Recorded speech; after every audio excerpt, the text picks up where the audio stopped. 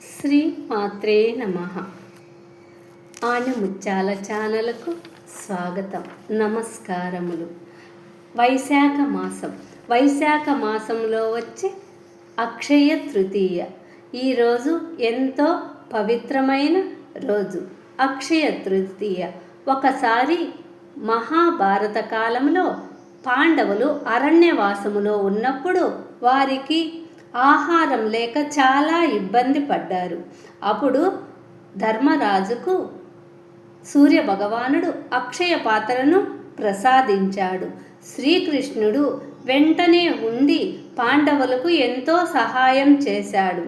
ఆయన ధర్మరాజుకు ఇచ్చిన అక్షయ పాత్ర, ఈ అక్షయ పాత్ర సూర్యభగవానుడు ఇచ్చిన అక్షయ పాత్ర, ఆ పాత్రలో ఎంతమంది తిన్న ఆహారం ఎప్పటికీ అయిపోయేది కాదు. ఆ రోజు అంటే ఈ అక్షయ పాత్ర ఇచ్చిన రోజు అక్షయ తృతీయ రోజు. అందువలన దానం చెయ్యమనే చెబుతారు, కానీ బంగారం కొనమని ఎవరూ చెప్పట్లేదు. అంటే సేవ, పూజ, దానం ఇవి అక్షయంగా మనం చేసే ఒక మంత్ర జపం కానీ ఒక దానము కానీ అక్షయముగా మారుతుంటాయట అని అది విశ్వాసం. శాస్త్రములో ఎక్కడా బంగారం కొనాలని స్పష్టత లేదు, కానీ లక్ష్మీ కటాక్షం కోసం శుభకార్యాలు, ఏదైనా మంచి పనులు ఈరోజు చేయవచ్చు. బంగారం సంపదను సూచిస్తుంది. ఈరోజు బంగారం కొంటే సంపద పెరుగుతుందని, అందుకే కాలక్రమంలో బంగారం కొనటం ఒక సాంప్రదాయంగా మారింది. అది ఎవరి ఇష్టానుసారం కొనండి, అంతేగాని అప్పులు చేసి బంగారాన్ని కొనకండి. మీ నమ్మకం, మీ విశ్వాసం మీ అభివృద్ధికి మూలం. ఈరోజు పరశురామ జయంతి.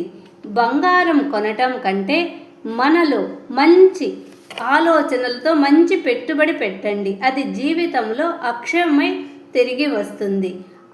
అక్షయ తృతీయ సందేశం ఏమిటి? అక్షయ తృతీయ రోజు నీటి కుండను దానం చేయమని చెప్తూ ఉన్నారు. దాహముతో ఉన్నవారికి జీవం ఇవ్వటం లాంటిది.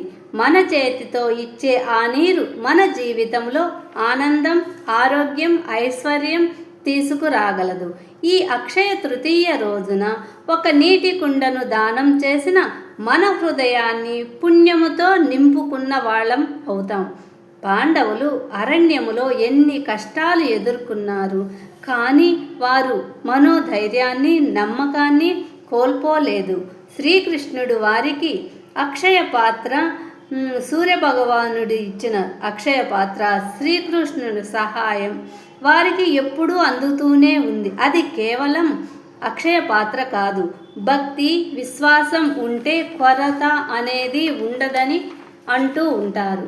మన జీవితంలో కొన్ని కొరతలు వస్తూ ఉంటాయి, కానీ మనలో విశ్వాసం, కృషి ఉంటే మన జీవితం అక్షయ పాత్రగా మారుతుంది. కాబట్టి అవకాశాలు లేవు అనటం కంటే నేనే అవకాశాలను సృష్టిస్తాను అని ముందుకు రండి.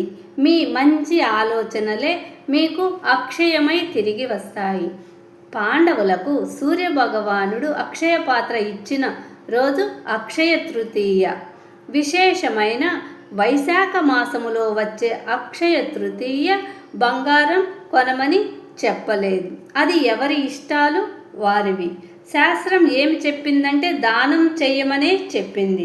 ముఖ్యముగా ఈ అక్షయ తృతీయ రోజు ఒక నీటి కుండను నీటితో నింపి దానం చేయండి. మీ జీవితంలో పుణ్యాన్ని నింపుకోండి. వస్త్రదానం, అన్నదానం, సువర్ణదానం ముఖ్యమని చెబుతున్నారు. సువర్ణాన్ని కొనమని చెప్పలేదు, దానం చేయమని చెప్పారు. గోదానం, గోవుకి ఆహారం పెట్టడం, పేదవారికి అన్నదానం ఇవన్నీ అక్షయమై తిరిగి మీకు మంచి ఫలితాలను ఇస్తాయని పెద్దవాళ్ళు చెబుతూ ఉన్నారు. దానం వరకే చెయ్యమని చెప్పారు. వ్యాస భగవానుడు మహాభారతాన్ని ఈరోజే రచించాడట. అంటే విఘ్నేశ్వరుడు మహాభారతాన్ని వ్యాస భగవానుడు చెబుతూ ఉండగా విఘ్నేశ్వరుడు రచించిన రోజు అక్షయ తృతీయ. కాబట్టి ఇన్ని అక్షయ తృతీయ రోజు ఇన్ని మంచి కార్యాలు జరిగాయి కదా.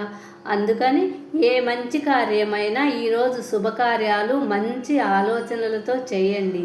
ఏ శుభకార్యం చేసినా, ఏ దానం చేసినా అక్షయమై తిరిగి మీకు వస్తుంది. ఈ ఛానల్ను సబ్స్క్రైబ్ చేయండి, షేర్ చేయండి, లైక్ చేయండి. విజయలక్ష్మి ఛానల్లో ఇలాంటి భక్తి వీడియోల కోసం సబ్స్క్రైబ్ చేయండి.